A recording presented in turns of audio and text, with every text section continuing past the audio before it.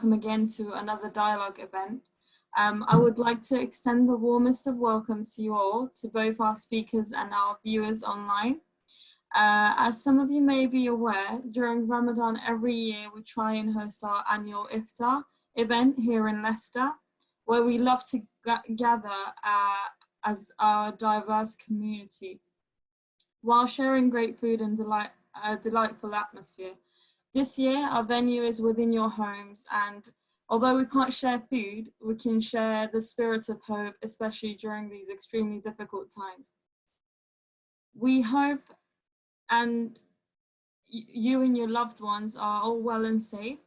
We could only wish we were together to engage in a face-to-face dialogue, yet we are at the same time ever so grateful that we can continue connecting with each other online here on Zoom, allowing us to expand our work and transgress across not only time and experience, but now space too. Now, we have had a few online Ramadan events already this year across the UK, as we had been organising similar events for over 20 years now in different parts of the country, such as Brighton, Sheffield, London, Oxford, Birmingham. We see Ramadan as an opportunity for us to spend important time of reflection for the work we do. As you know, it also has a very special place in our hearts, as we try our hardest to tune in on the messages and significance of a cohesive community, Ramadanifying, becoming united across all our convictions, our faiths, our beliefs, races, genders, and many more things that seem to separate us. We believe that Ramadan is an opportunity to embrace our differences and to unify and stand stronger together as a community and to help one another.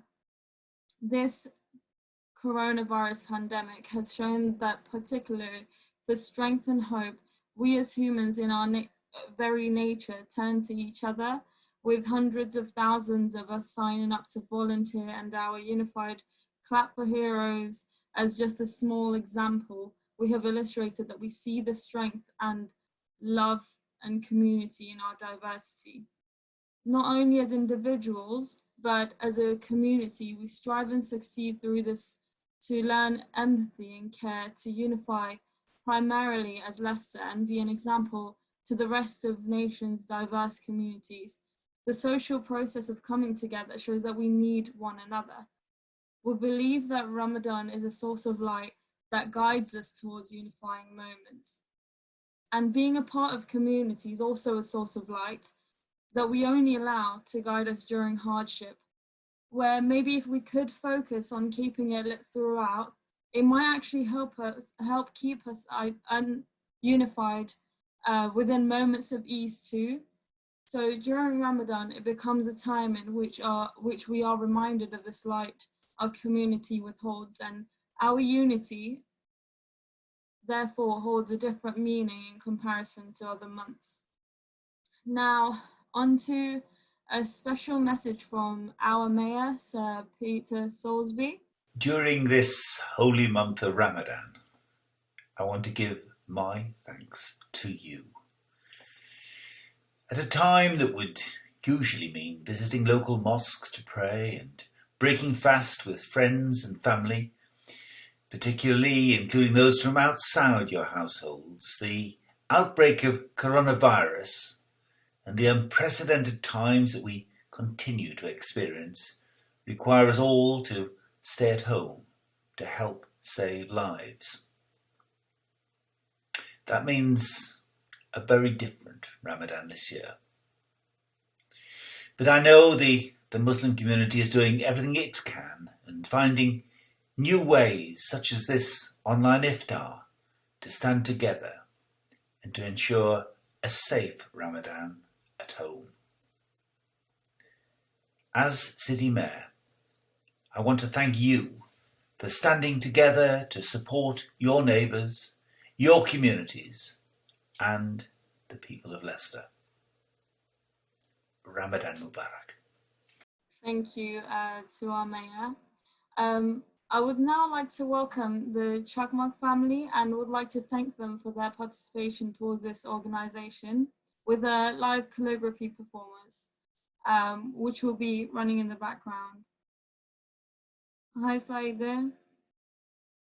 Can you, I think you're muted. Oh, okay. If you just wave at us.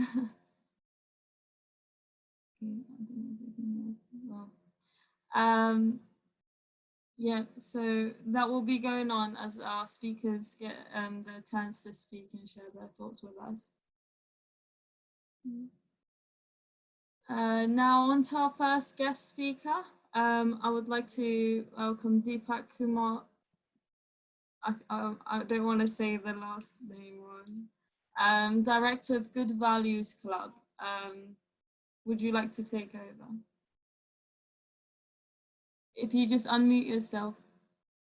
I've been asked to represent the Good Values Club today and talk about it. But before that, I would like to say that I'm representing the Hindu community in Sakre, which is a religious body. But what we do is not religious, it's based on humanity. So today I was trying to look at a word, well, how should I greet for this special iftar? So I came across the word, which says Iftar Kareem. So I would like to say Iftar Kareem to all the people who are celebrating Iftar today. And I would also like to take this opportunity to remember all the people who are having the Iftar today.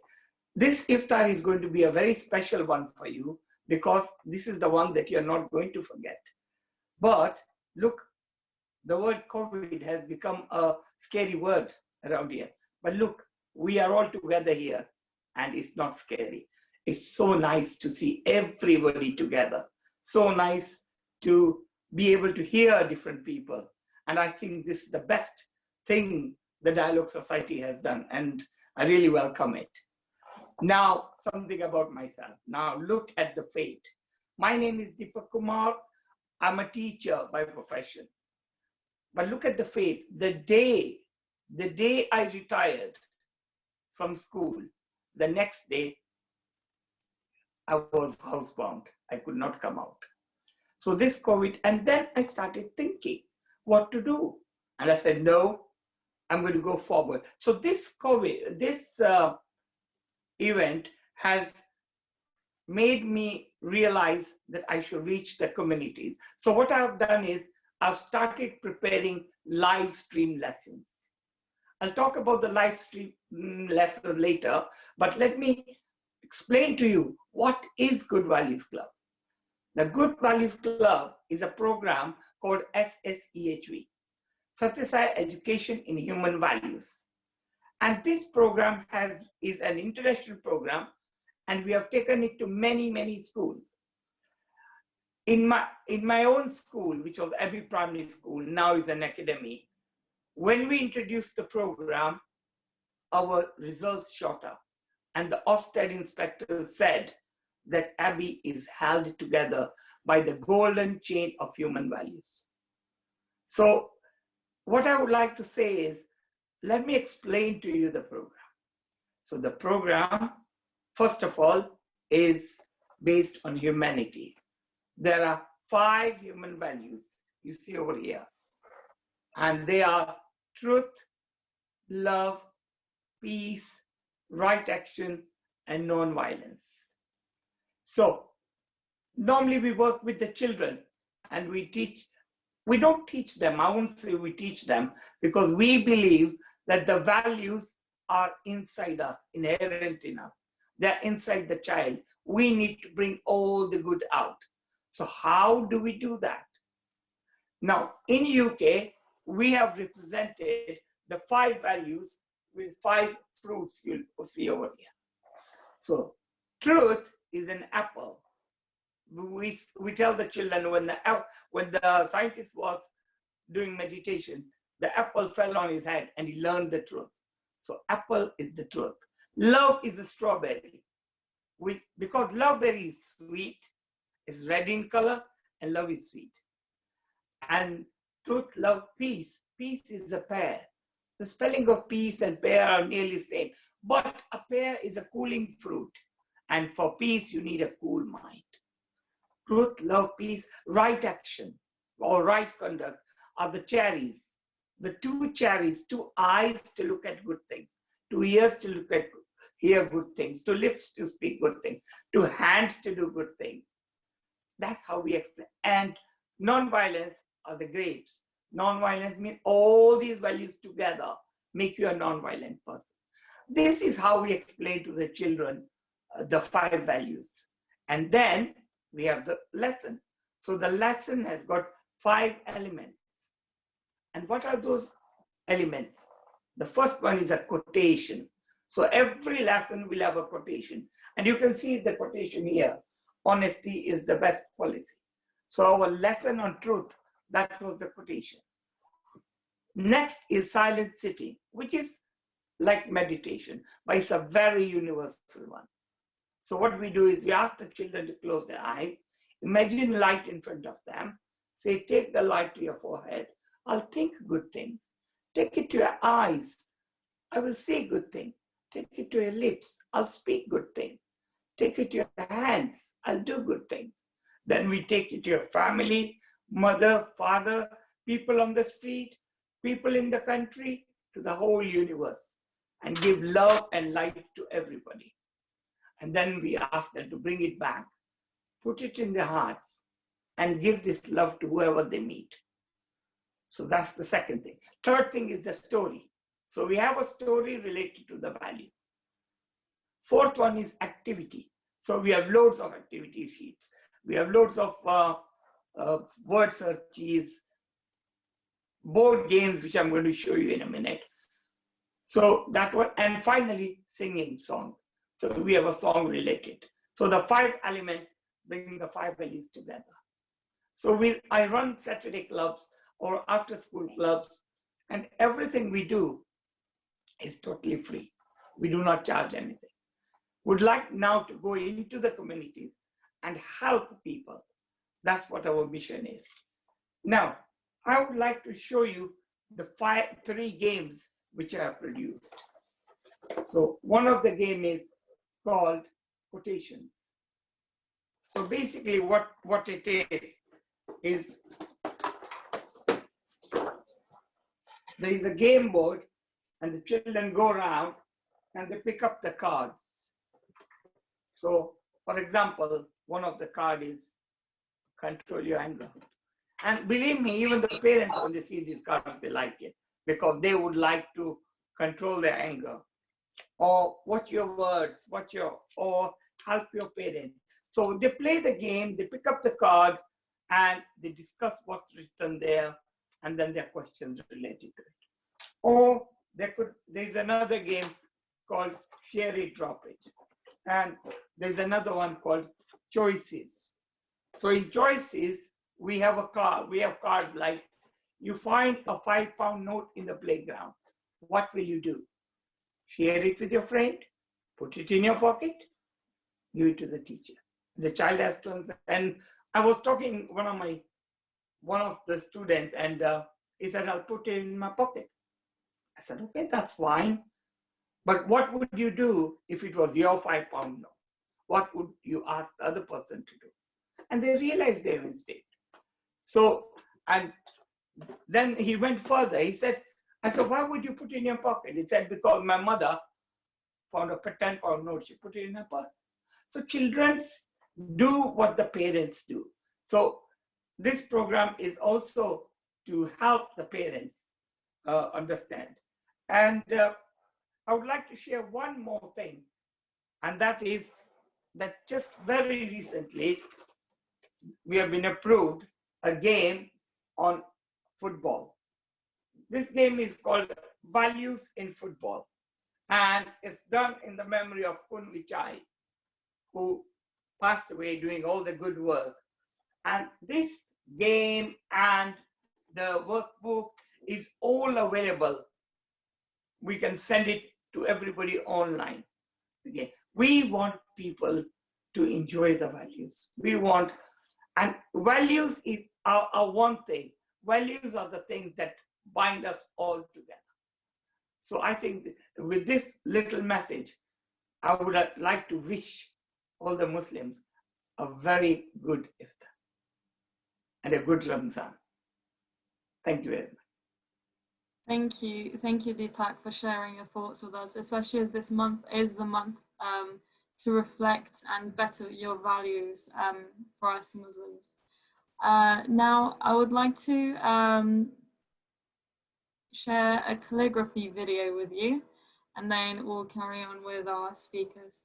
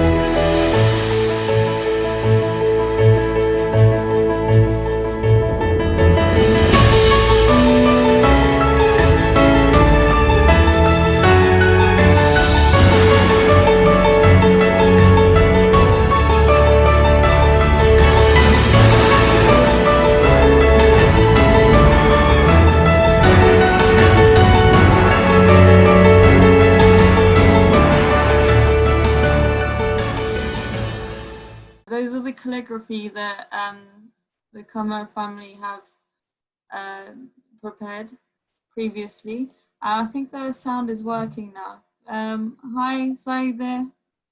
Can you hear us? Would you like to introduce yourselves? I'm Sadie. My name is Mr. My name is Kumar. So as all our speakers get the chance to speak, Kumar will be writing your names down, and like Rabbi said, they will be posted to you, or after the lockdown. Now I would like to hand over to Kartar Singh, Chair of the UK Sikh Healthcare Chaplaincy Group.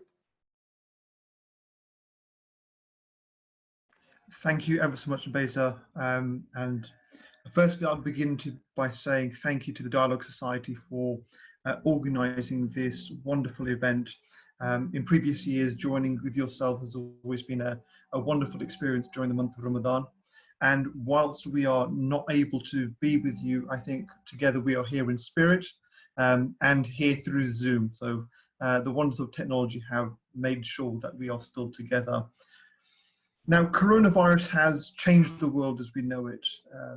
What was unimaginable 6 months ago is now our new world reality. And I think this has presented a great number of challenges to how we face this reality, how we understand the world that we live in, and the norms that now exist. The fabric of society, as we would have understood it for generations now, has been coloured by the coronavirus, the restrictions that we have, what its implications are for our health and well-being, for our relationships with our families and wider communities. Things that, no Sikh would ever envision the idea that gurdwaras would be restricted and not always accessible to the congregations, and similarly for synagogues, churches, mosques and mandirs and other places of worship. And I think this has been a challenging experience to see how we as a society respond to this reality that we live in. I think if we go even further, geopolitically, I don't think we fully appreciate the impact this is yet to have in how the global world, society, nation states encounter the coronavirus and respond in terms of how we get out of here, how we help one another, or how we don't.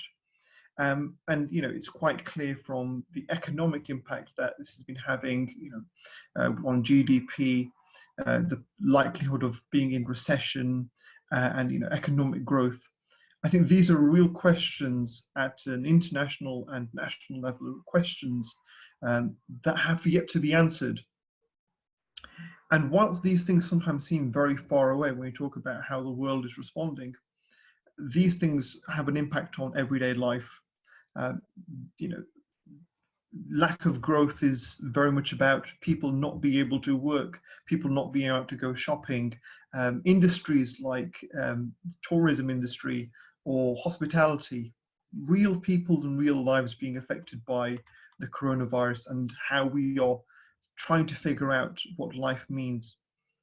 And I think this is where our faith traditions, our belief traditions, us as people in society have a responsibility in deciding the kind of society we want to shape, the kind of country we'd want to live in, the kind of neighborhood we'd want to live in.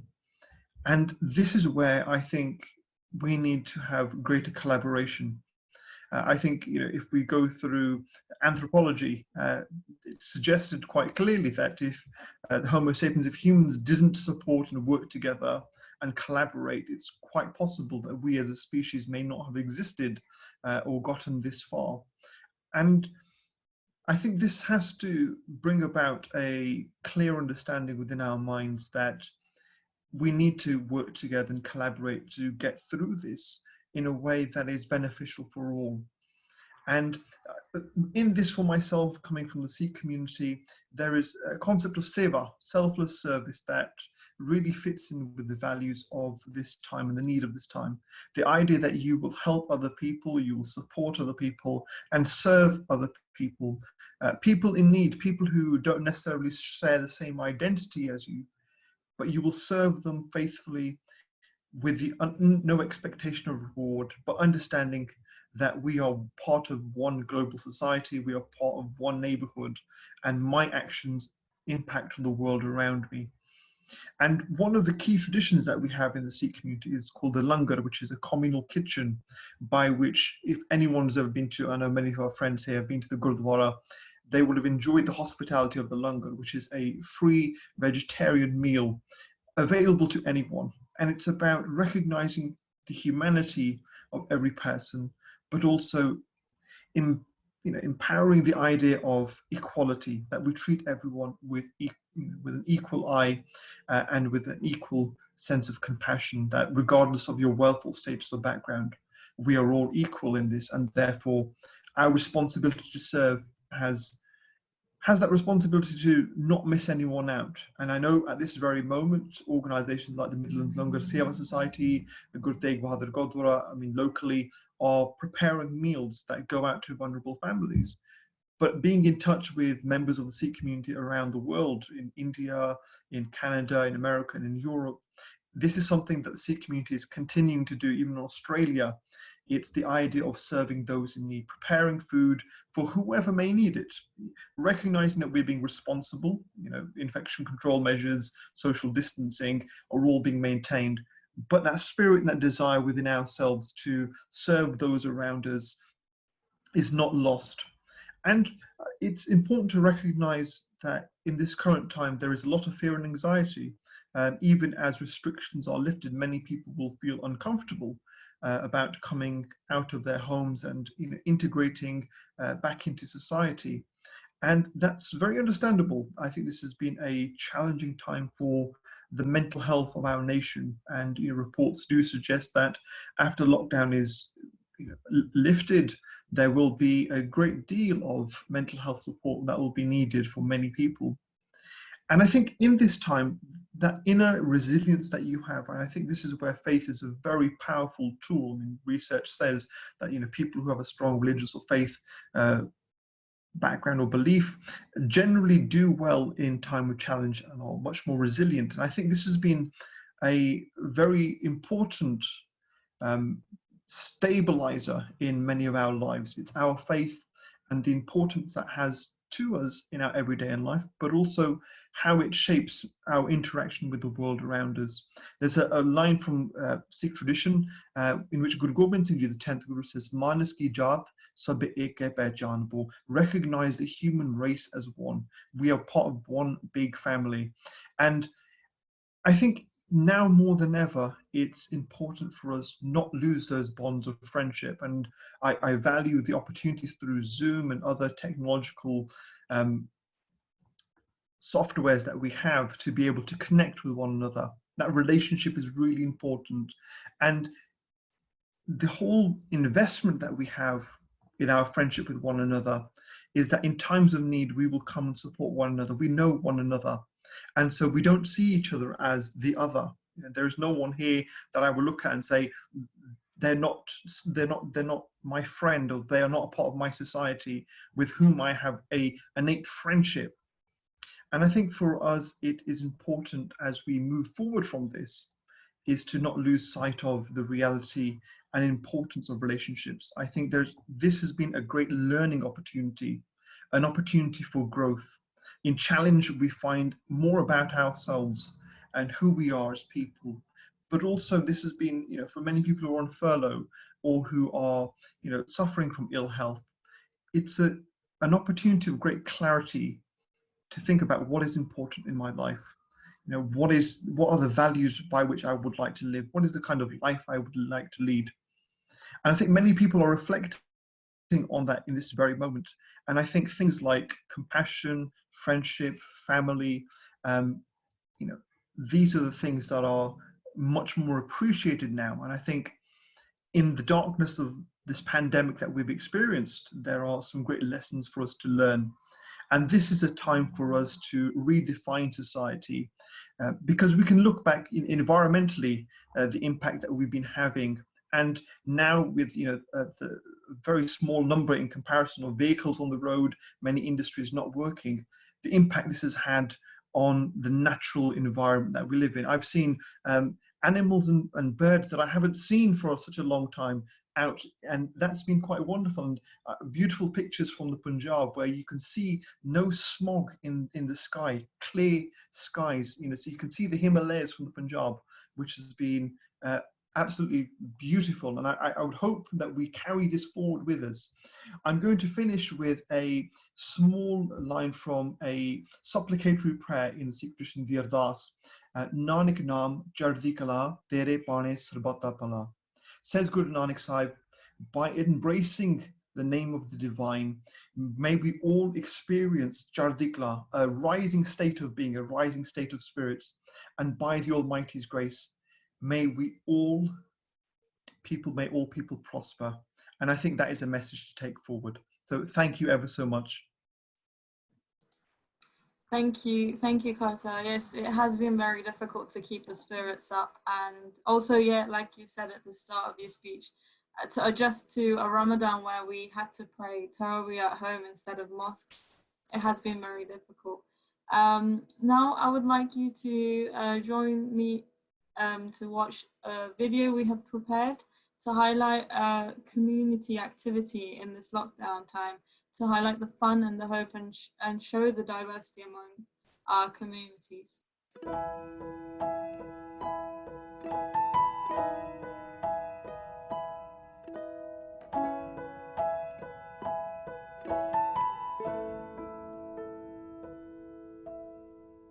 Hi, I'm Francis, and during lockdown I'm trying to find lots of creative things to do with baby Daniel. And we've had lots of good ideas from my friend Laura for music and sensory activities to do together. Hi, I'm Nancy Platts, leader of Brighton and Hove City Council. During lockdown I've been upcycling this little desk that I bought from the flea market in Kemp Town.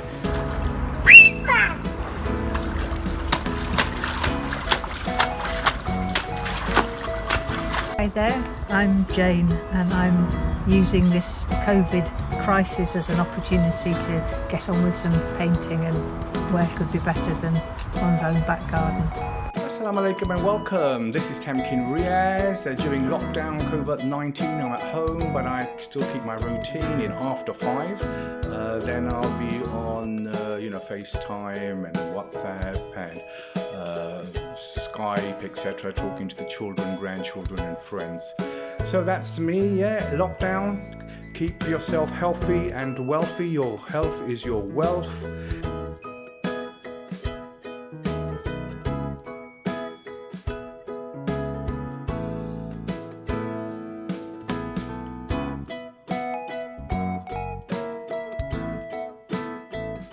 I'm staying home making English paper-pieced patchwork quilts.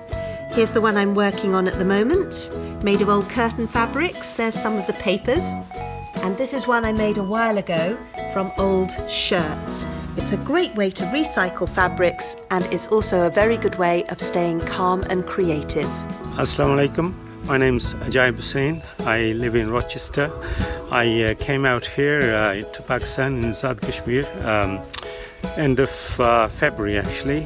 So people are occupying themselves with reading, zikr, Quran, but also daily life goes on. So this is what it's all about here. I'm Max Sparrow. My escape from the lockdown is the beautiful park in Leeds called Roundhay Park and looking at the swans.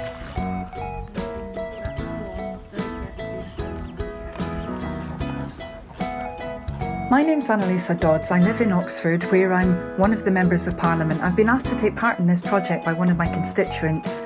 I think as we stay at home, it's really important that we look out for others. And I've been so impressed by all the work that's going on to do that. Whether it's ringing an elderly neighbour or offering to help somebody out with their shopping, there's so much that communities are doing together. Let's keep that going, even after we get out of this crisis. Hi everyone, my name is Iffy, and this is a quick message just to say thank you to everyone who has been supporting their communities, looking after the vulnerable and supporting the NHS. And please, please, please continue to stay at home so it can enable us to fight coronavirus and flatten the curve.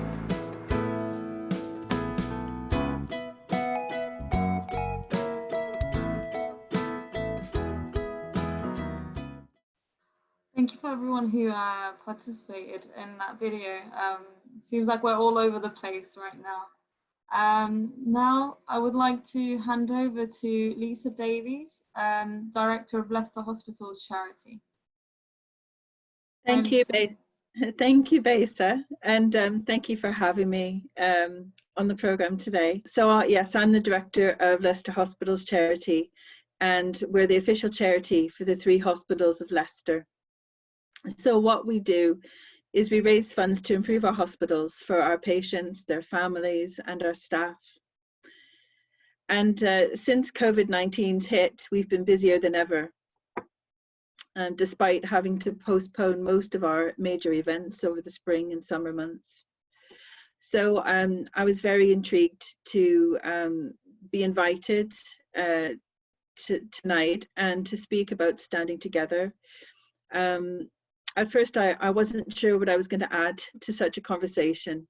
But you know, first of all, I'm speaking safely from my own front room, and I want to applaud and thank everybody out there who's working hard to keep us safe right now.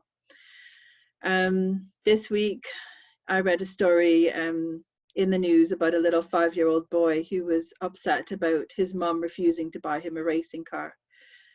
So he was so upset, he took matters into his own hands and he emptied his piggy bank and got into the family car and was stopped by the police 2 miles down the motorway, heading to California to buy his own racing car. And it gave me a chuckle. Thankfully he's safe, but as you know, we've been in lockdown for about 2 months now. Many of us are no doubt feeling the same.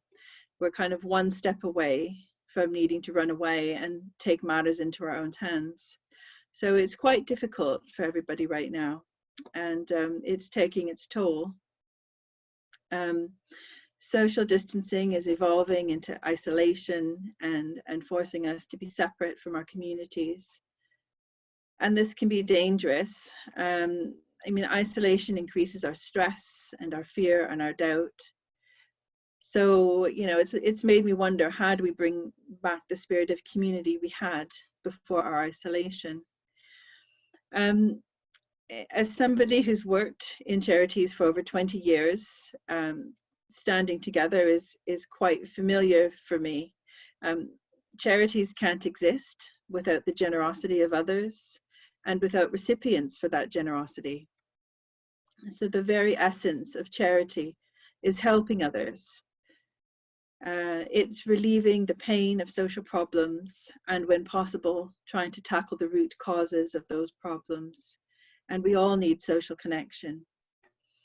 And for many people out there, they've turned to our charity for both of these things, to help others and to have a social connection. So given that, what does standing together mean for us as a charity? For me, it's meant being united in our cause. We're making our hospitals better, but it's not quite as simple as that.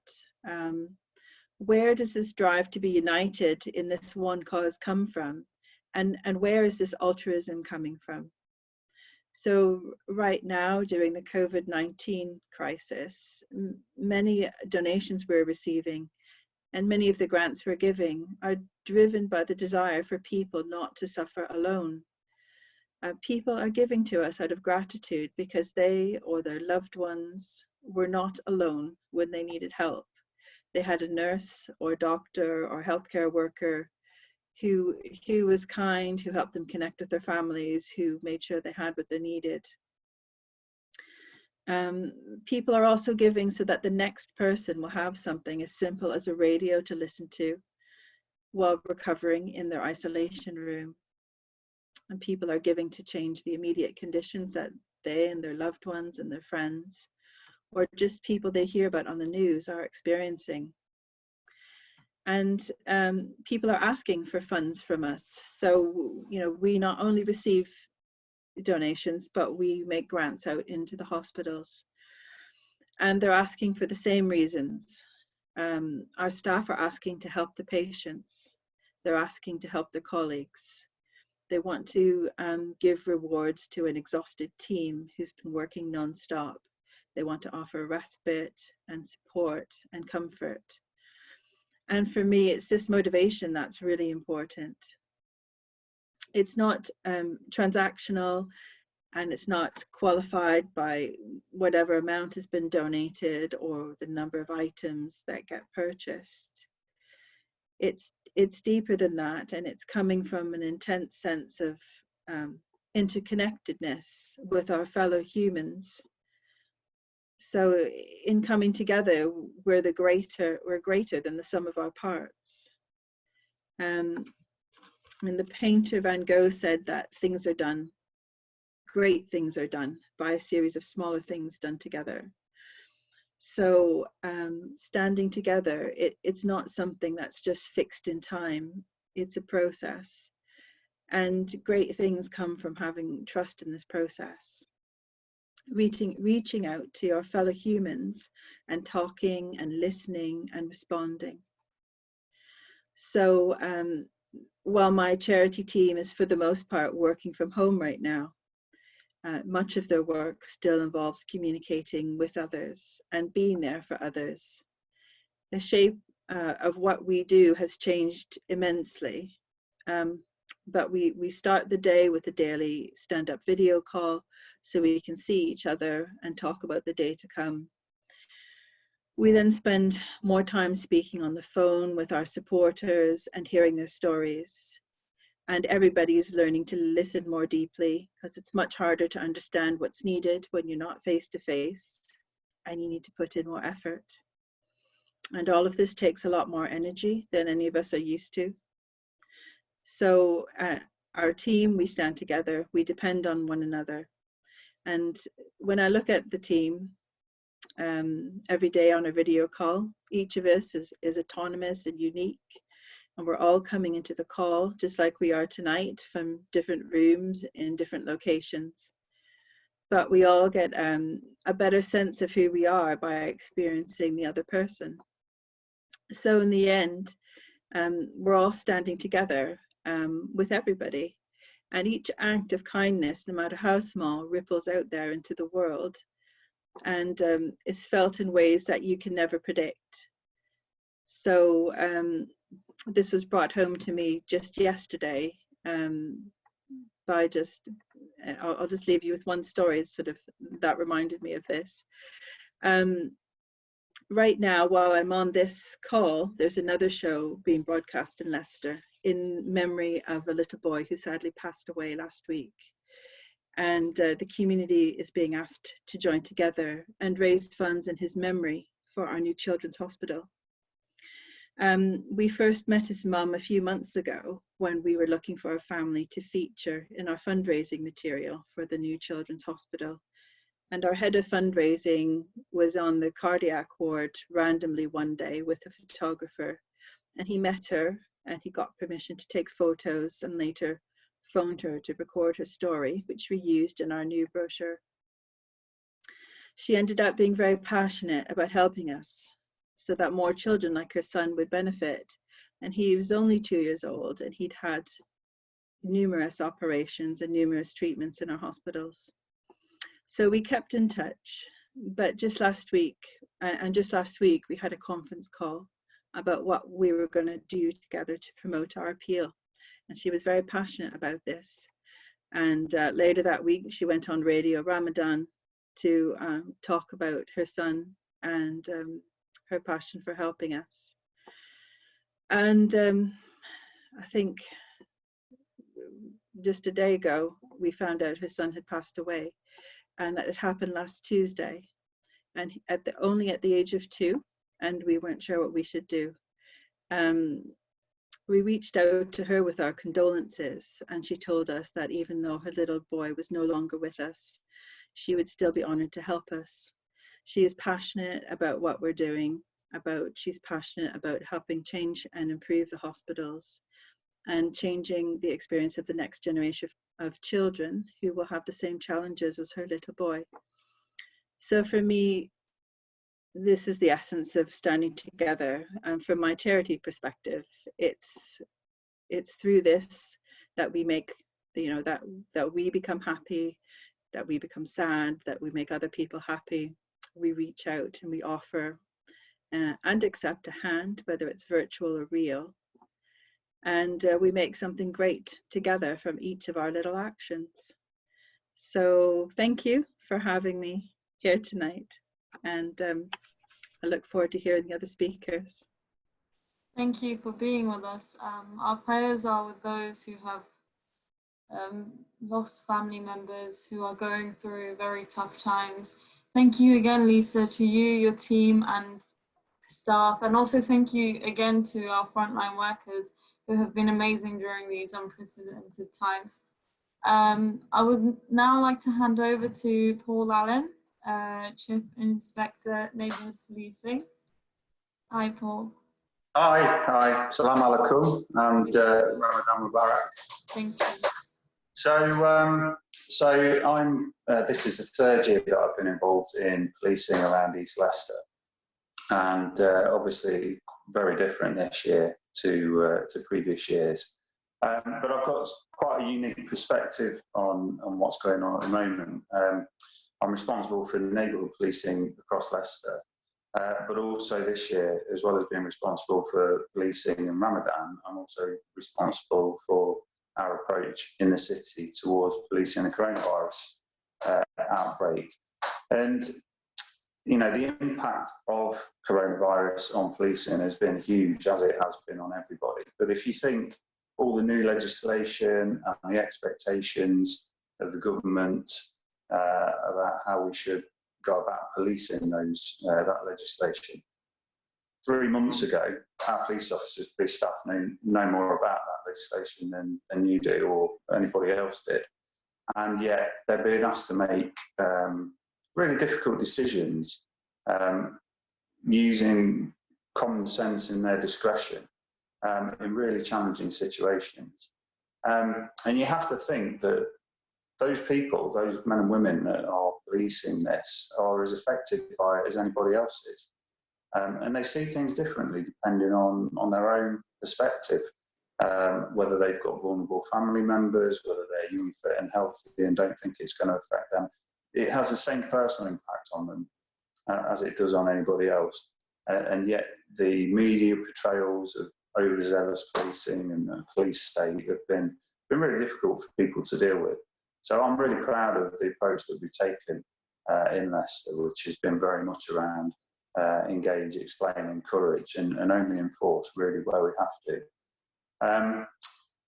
You know, the freedoms that have been interfered with by that legislation have affected everybody, and things that we take for granted, fundamental human rights of associating with who we want going pretty much where we want, when we want, have all been affected in some way or other. And, you know, that's had an impact on crime and antisocial behaviour as well. Traditional crimes we're seeing have fallen because there's fewer people about, but that creates opportunities for people to commit crime online.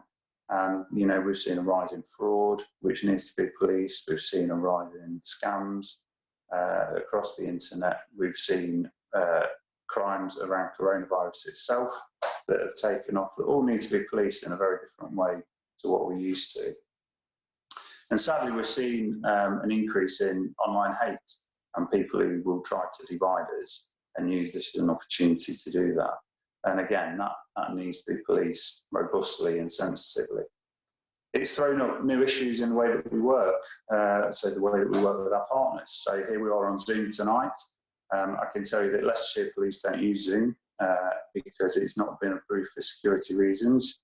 It may well be in the future, but our partners use Zoom. We use different systems. So joining all that up and getting people talking together to actually do the business of working in communities can be quite challenging. There's obviously language and cultural difficulties moving online that we have to be aware of. And when it's difficult enough to communicate face-to-face at times, when you've got all those social cues and body language that you can rely on, trying to hold meetings where everybody gets to have their say is really difficult and challenging as well. And then the whole issues around data security and how we manage that. Some of you may follow police social media accounts, and if you do, you'll know that some are better than others. You know, we've dabbled at it really over the last few years, and yet here we are in a situation where it's become one of our primary methods of communicating with people. And I think it's shown that we've got to be better at it still. You know, that you'll see corporate accounts, you'll see accounts from individuals. Some are good, some not so good. But we certainly need to be more agile around the way that we use social media and communicate with people. And you know, things like WhatsApp, fortunately, we're able to use WhatsApp, and thankfully we are, because had we not been able to, it would make this current situation even more difficult, because I know how prevalent WhatsApp communication is in communities. But the biggest thing for us is not being able to do that face-to-face engagement, to go to the schools, to go to the community centres, the places of worship, you know, the libraries, the council ward meetings, all the places where people come, they expect to see us, we expect to see them, and where we find out so much really useful information. And having, or being able to give people the opportunity to still engage with us and for us to engage with them is so important, and we've changed a lot about the way we do our business because of that. You know, when people say, why don't we police the coronavirus the way they do on the continent? So when you see lockdown in France, lockdown in Spain, lockdown in Italy, and people being fined really, really heavily, you know, there are some people who would say that that's the way we should be doing it here. I'd ask the question, is that really what they want? And understanding that people want to be kept safe. I don't think that's really what the British public want from their police service, because like I said at the beginning, we are part of the community and we're affected by this as much as anybody else. So what are we doing then? Well, we're still here, we're still working in communities, we're still working with our partners to deliver essential services. Those of you that do follow social media will have seen a lot of really good activity from local policing teams during Ramadan and prior to Ramadan in relation to working with charities. So Kartar mentioned the Langer, and certainly some of our officers and staff have been working with GTB Gurdwara and charities such as LCSIC to deliver food to vulnerable people. We're using more community channels to communicate with people, such as Radio Sarah, Radio Ramadan. importantly, we're making use of the really positive links that we've built up and established to be able to use community social media channels. If we didn't have the trust and weren't invited to take part in them, there's some really important messages we wouldn't be able to get out now. And we've increased the ability of people to contact us through various means. And I'd encourage anybody who's watching this to sign up to Neighbourhood Link, because that's going to enable us to communicate in various languages and ask people what they want from their police and to be able to respond to that. So really, you know, most importantly, it's vital that we continue to be a visible part of communities, and it's as vital to us that we can do that for you as I guess it is for you to know that your police service is still there. And I want to thank communities as well for observing the restrictions during what have been some really challenging times, especially, you know, since coronavirus began. We've had Vaisakhi, Easter, Passover, and now Ramadan. And as we move towards Eid and the restrictions start to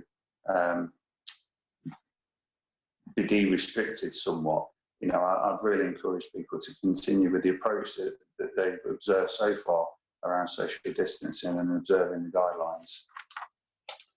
So, you know, in closing, the impact of coronavirus is going to be with us for many years yet, I think.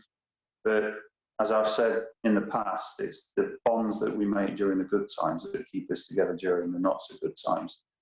And I'm so glad to say that during one of those not so good times that we're in right now, we're harvesting the fruits of that engagement that we've been doing over many, many, many years. So thank you, Ramadan Mubarak, and thanks for having me tonight. Thank you, Paul. Thank you for highlighting the importance of safety, and thank you for being here during these challenging times as well, and sharing with us how adapting to this current situation has been equally difficult for our police force as it has been for us too. Now we would like to share with you a performance dedicated to this event by Mr. Tarık Ushmakli. It's a Turkish instrument. I don't know if you've listened to it before. It's like a flute, but yeah, I'd like to watch it with you. Greetings from Virginia, wishing you all blessings and peace this holy month of Ramadan. I send you my all warmest regards. I would like to play my ney for a few moments. I want to give you an example of classical Turkish music, and I'm planning to play my ney on Makam Hijaz, which is a very beautiful form of Turkish music, one of the very beautiful forms of Turkish music. Thanks for listening.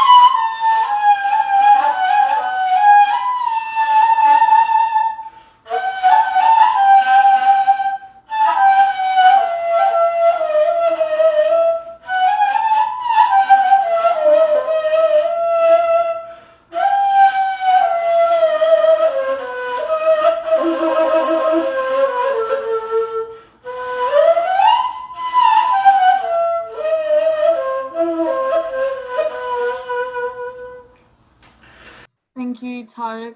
That was beautiful. And this instrument truly does highlight the delight of Ramadan. And now I would like to hand over to Rabbi Mark Sullivan, Leicester Liberal Jewish Community Representative. Hi, Rabbi. Hi, thank you very much, Beyza. And yeah, that name music was so beautiful. Salam alaikum to everybody and Ramadan Mubarak. It's an honor to take part in your iftar online this evening. And I know Ramadan this year must be really strange and really difficult for all the people who are keeping it, because all the things that you normally do, coming together for prayers, for the reading of the Quran, and of course for iftar every evening, is impossible except within the immediate family circle at home. We've got similar challenges in the Jewish community as well during this time, as you can imagine. Our great feast of Passover, as Paul mentioned, came in early April, not long after the lockdown began, and that's a time when normally all Jewish families come together, the whole family and friends around the table, eating special foods and conducting a whole ceremony to remember the exodus from Egypt in the time of Moses. And people couldn't do it this year, and people just didn't know what they were going to do. But of course, we found a way with Zoom and other technologies, and those who are able to join together. So I led a Seder, the special ceremonial meal for Passover, online for people in the Leicester community and also my other community in Edinburgh, all together, and people all over the place, far and wide. I guess we had at least 200 people together, one way or another, for that, singing songs, saying prayers, different people reading, and even managing to play some of the traditional games online together. It was an extraordinary experience, very strange, but somehow it worked. I actually live in London, I have to say. I come up to Leicester normally every month, once a month, for a busy weekend. And when I'm not there in Leicester, members of the community lead the prayers in the synagogue. But now that the synagogue is closed, we can't come together, I find myself busier than ever, strangely enough, because I'm leading services from home every Sabbath, every Shabbat, every week, several times. People come together Friday evening, Saturday morning, and again on Saturday evening to end the Sabbath together. The Leicester congregation, the Edinburgh congregation, people meeting one another who've never met before online and getting to know one another because they see each other now every week. And some people who never come to synagogue normally are finding it important for them to turn up to our online services. So we get more people, perhaps, than I tend to get in our little synagogue in Clarendon Park in Leicester. For some people, it brings comfort during this time of isolation, especially as we pray for those who are ill and we pray for those who have died, some of them during this time. For others, it's company. It's a chance to see the community there in front of us on the screen and say hello to friends that we can't see in other ways. And I think it gives people structure for their time as well during the week, to divide one week from another, because we all find that lockdown time is strange and one day kind of blends into another. Unfortunately, I've had to come up to Leicester a couple of times to do some funerals. At least one of them was directly connected to COVID-19. And hardly anybody could be there at the burial, but we could have services afterwards online in the evening, which would normally happen in people's homes, in the homes of the mourners. But instead, people have come together through their computer screens from far and wide. People who could never have been there physically in normal times were able to be there from different cities and even different countries. And we have to wonder, will this change the way that we do things afterwards, especially when people who are disabled or housebound can be at services which they normally couldn't be? We have to remember how to include everybody together, even when we can return to our synagogues and our usual services and our mosques and churches and gurdwaras and mandirs. As well as all the services, I'm doing study sessions several times a week. And one of them, my Monday study session, so I will have had it this morning when people are watching this, is called Maimonides Mondays, and we're studying the great Jewish thinker Moses Maimonides from the 12th century. He lived in Cairo in Egypt, but he came from Cordoba in Al-Andalus, and he was deeply, deeply influenced by great Muslim thinkers like Al-Farabi, Ibn Sina, Ibn Bajjah, and of course Al-Ghazali. And this interchange between cultures and thinkers shows the way that our cultures and our religions have been so deeply influenced and learnt from one another and linked together by many shared stories and traditions. So this shows, I believe, that we are meant to stand in solidarity with one another, to learn from one another, to learn from the way that we cope with a crisis like this together. And I've been inspired by the stories that I've already heard this evening, especially those children's games. My gosh, they sound absolutely wonderful and fun and educational and full of values. But also in solidarity with the earth, as Kartar said. And we've seen the way in which our being absent has benefited the environment.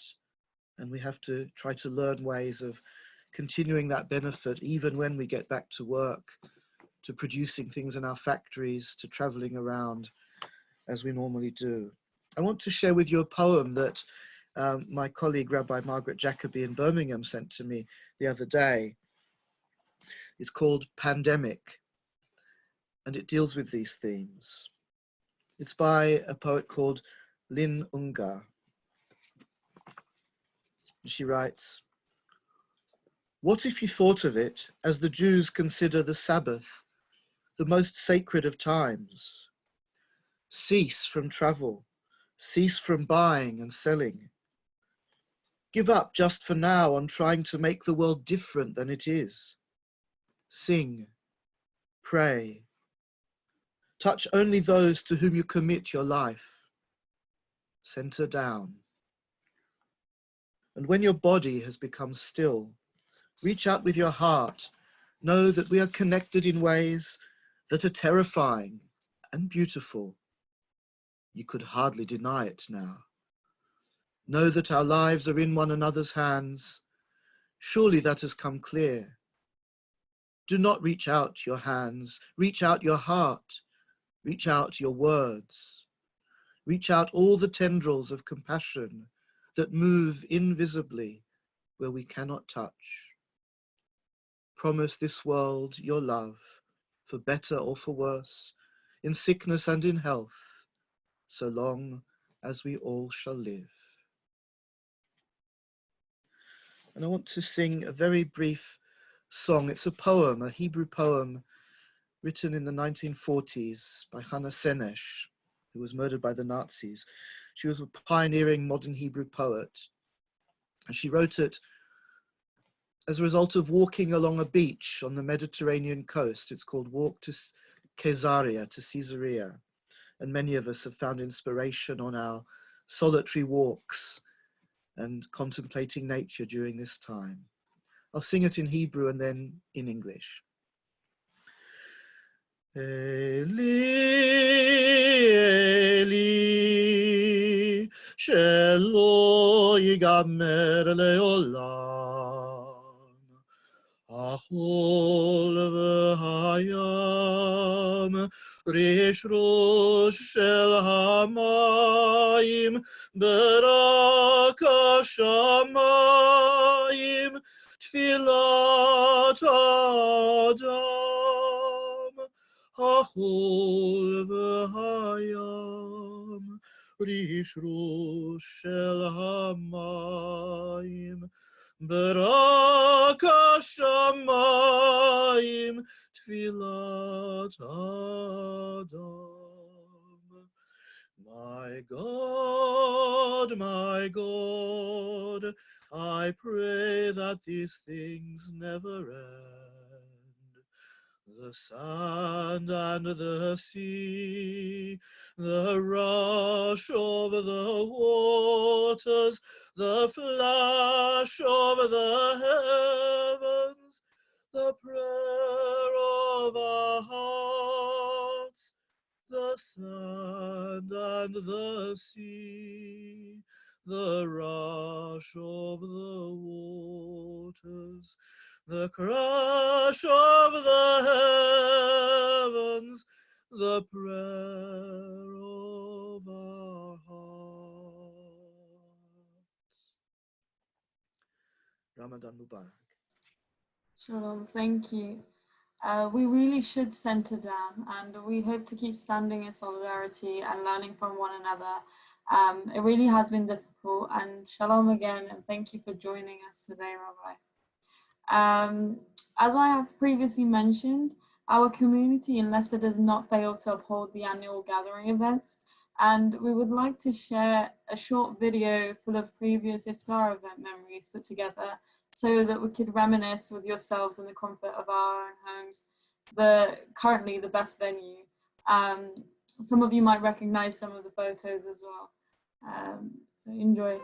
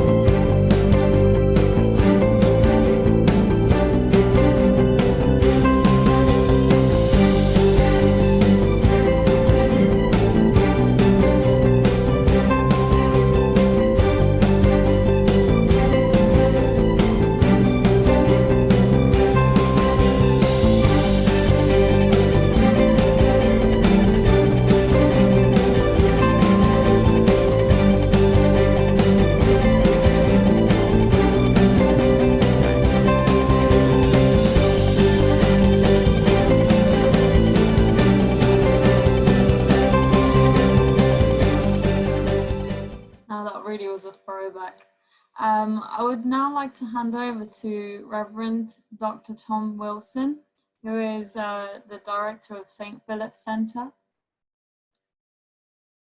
Thank you, Beyza. Ramadan Kareem, and thank you for the invitation to speak today. It was nice to see a photo of myself and remember happier times where we're able to meet face to face. As was said, I'm director of the St. Philip's Centre, and in a complex and challenging world, we believe we can learn to live well together.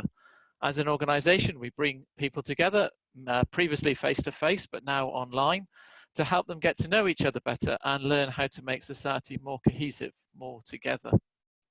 One of the things we love to do is to get people to explain their own faith and belief and how they live out that faith and belief. And whenever I ask a Muslim friend or colleague to explain to me their motivation in fasting and the benefits they enjoy because they have fasted, they always mention other people.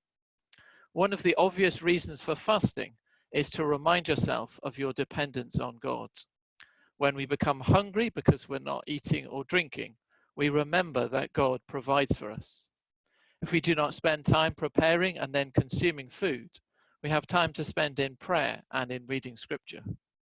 Fasting is hard work. It's a tough discipline, and it's easier to do in community, in company.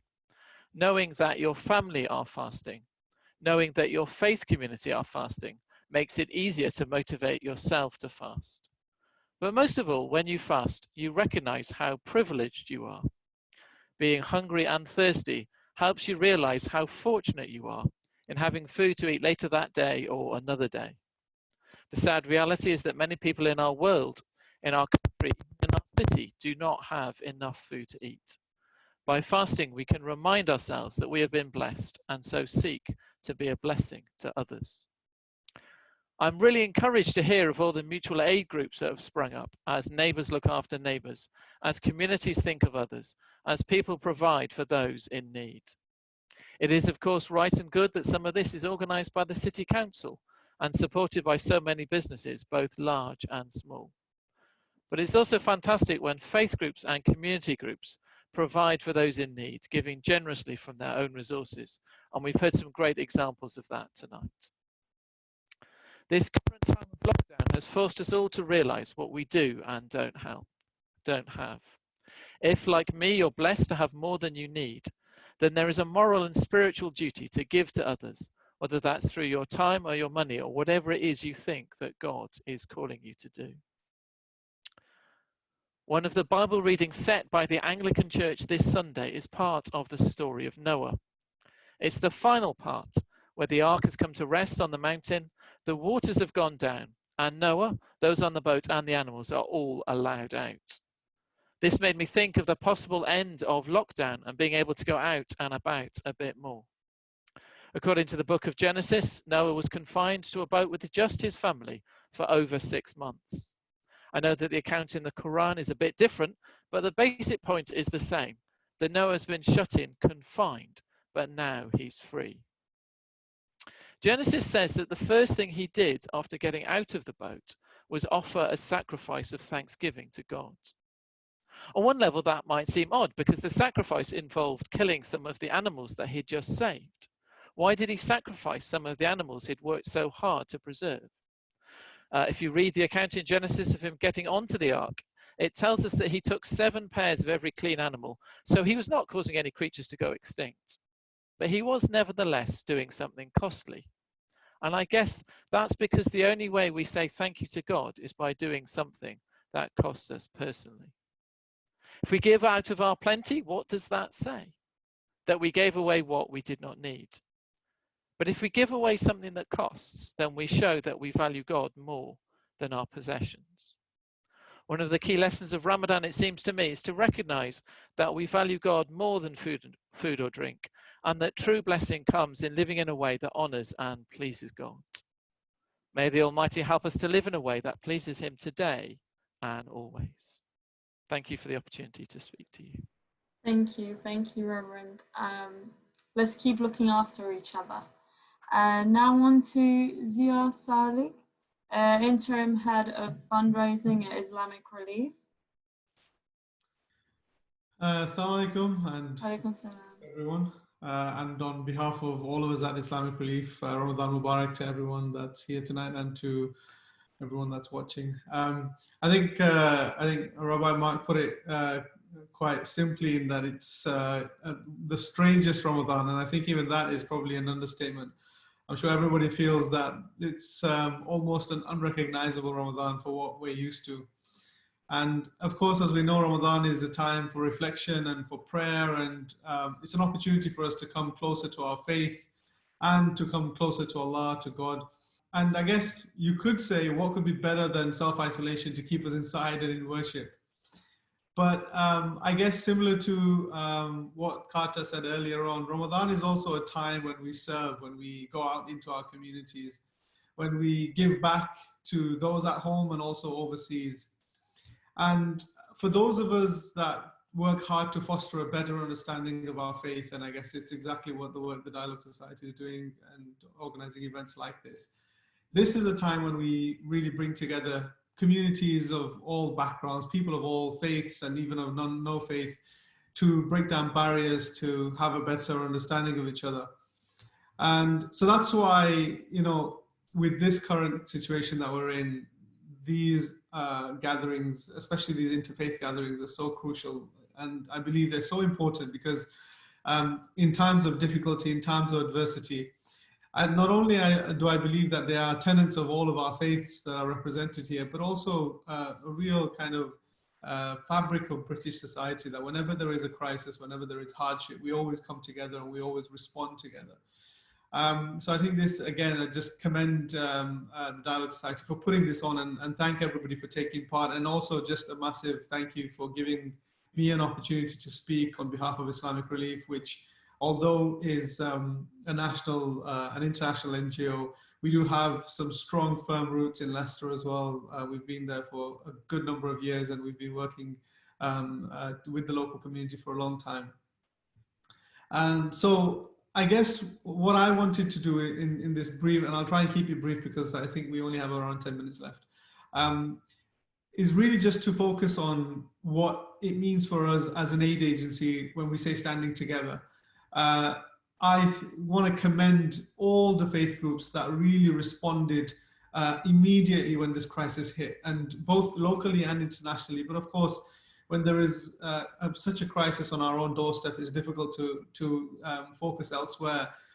So we saw people of all communities and all faith groups come together, and we've worked closely, and some of the groups that were mentioned earlier, the Civil Society in Leicester and some of the, you know, Fair Share and so on and so forth, have worked with Islamic Relief locally to get basic essentials to families that need it the most. And in the spirit of standing together with those that have been affected, Islamic Relief made a £500,000 pot available immediately for families that have been affected by this crisis in the UK. That's supporting food banks in London, in Birmingham, in the Midlands, up north as well.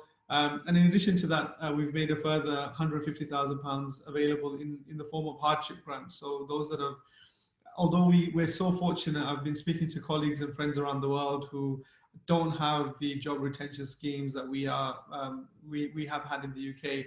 There are still so many people that have fallen through the net who are on, you know, for example, on sessional work, hourly contracts, 0-hour contracts, who unfortunately don't qualify for some of these schemes. And they are, you know, unfortunately in a situation where they don't have any public recourse to support, and, you know, they're falling through the net. So we're trying to give hardship grants to them to see them through this difficult phase, and we hope and we pray that it doesn't last too long.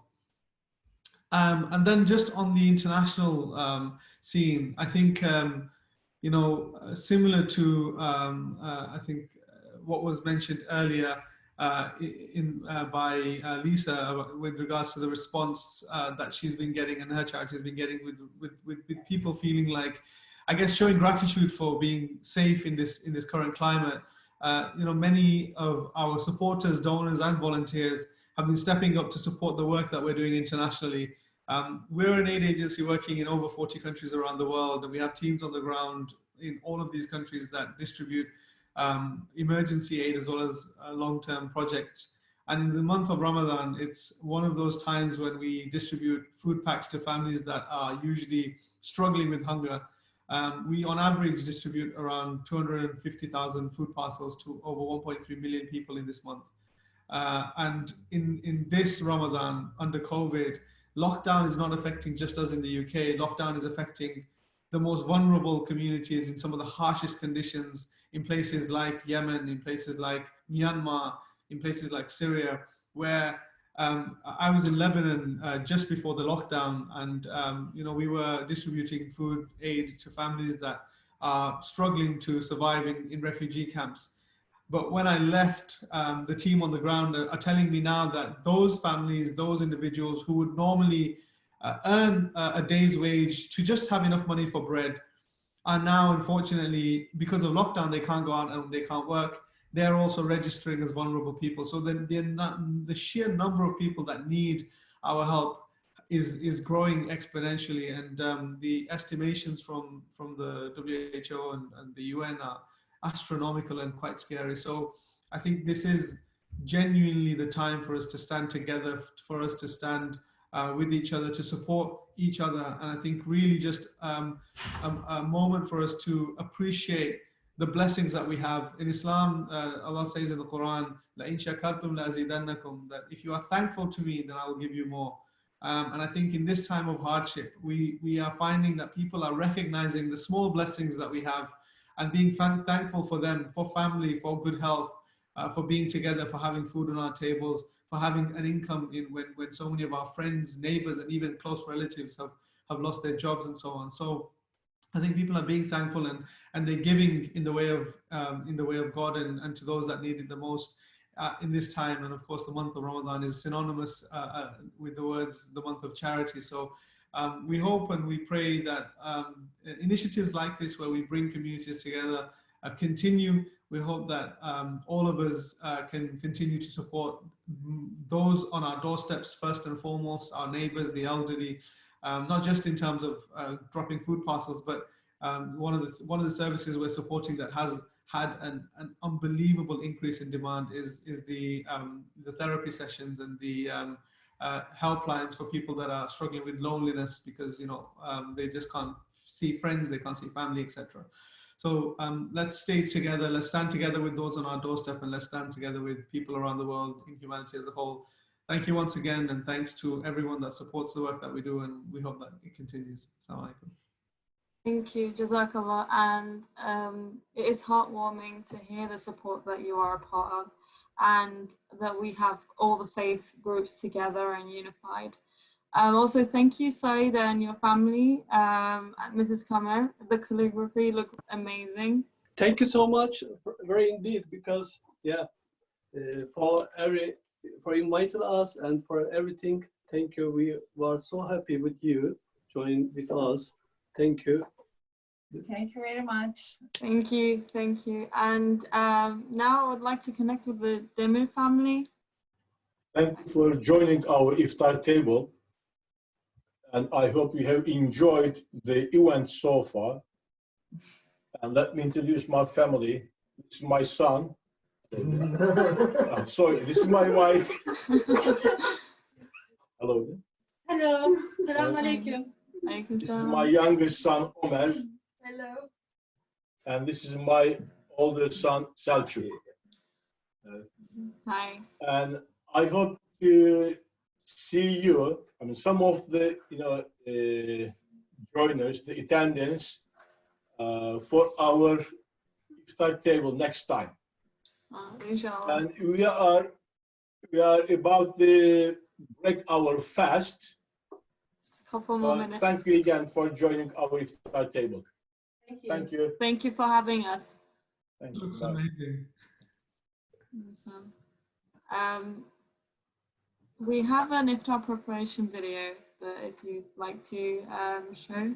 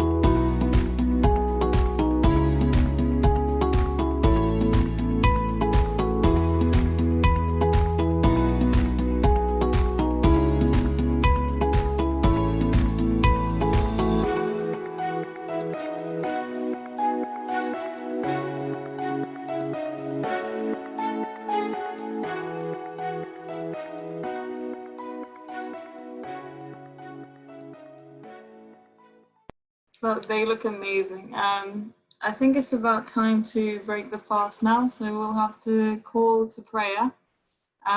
Recited my dad actually. Allahu Akbar, Allahu Akbar. Allahu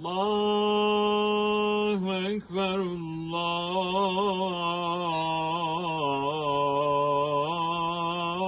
Allahu Akbar. أشهد أن لا إله إلا الله. أشهد أن لا إله إلا الله. أشهد أن محمدا رسول الله. أشهد أن محمدا رسول الله. حي على الصلاة. حي على الصلاة. حي على الفلاح. حي على الفلاح. الله أكبر، الله أكبر. لا إله إلا الله. I'd like to finish by adding that Ramadanification is not an Islamic principle per se. We mean a process of becoming pure, becoming human and connecting with our fellow humans. When we fast, we do not just limit our food and drink, but we are forced to review our acts and behavior. We are not allowed to get angry. We are retaught the values of community, as mentioned by our speakers as well, and looking out for those less fortunate. We are reminded of their pains, not just in hunger, but through reflection, the discrimination they may face, economic inequalities, and many more. Therefore, we are reminded of the necessity of our unity. I would like to thank you all once again for being here with us today. And thank you. We would like to clap for the NHS and again the frontline workers. So if you join me in doing that, you'll unmute yourselves. Yep.